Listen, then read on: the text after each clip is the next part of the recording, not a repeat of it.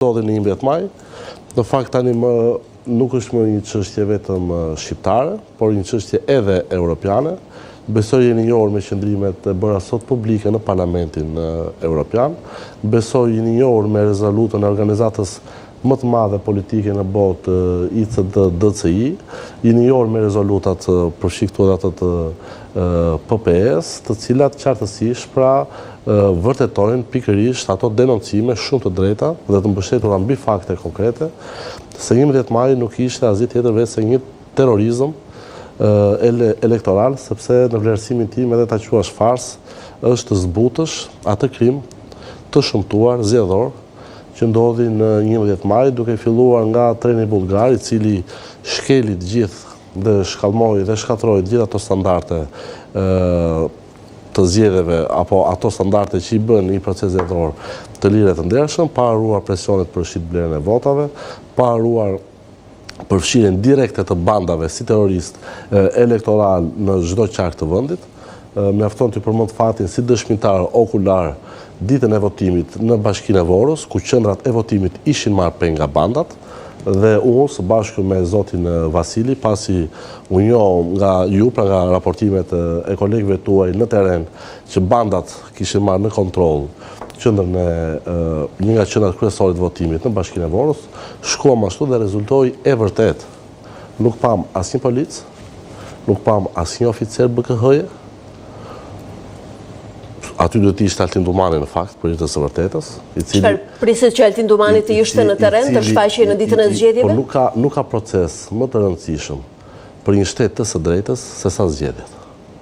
Sepse nga zgjedhjet, apo jo, zgjedhjet dhe vota e lirë është themeli i demokracisë dhe shteti i së drejtës. Realisht besoni që rregullatori i procesit zgjedhor dhe menaxhimit të tij, ndoshta edhe pjesë e rotacionit politik mund të ishte drejtësia Spak dhe Dumani? E përmenda drejtësinë për të treguar se të gjitha hallkat që garantojnë zgjedhje të lira të ndershme, pra të gjithë institucionet, duke filluar nga KQZ-ja, që kishte pajisur me beç banditët në Vorë, duke filluar sigurisht për të vijuar, më falni, me qeverinë, me drejtësinë, pra me Spakun, i cili ngriti një task force për të goditur krimin zgjedhor, dhe sot e kësaj dite, pra po bëhet gati një muaj pas datës së zgjedhjeve, ende nuk ka një nisje hetimi për ata banditë të cilët... Në fakt ka 41 dosje të cilat po heton dhe duket se kanë dyshime për elementeve për nuk ka nevojë për hetim të thelluar, sepse për fat të keq këtu krimet më të shëmtuara,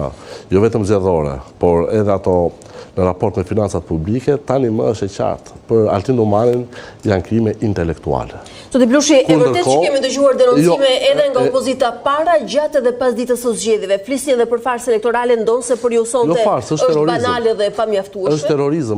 Është terrorizëm elektoral. Të quash farsë elektorale, atë çfarë ka ndodhur në 11 maj, është diçka ose një përpjekje për të zbutur apo për të minimizuar, më falni, atë çfarë ka ndodhur. Që do thotë se ju jeni më radikal se Sali Berisha dhe Partia Demokratike në këtë drejtim. Nuk është çështje radikalizmi, është çështje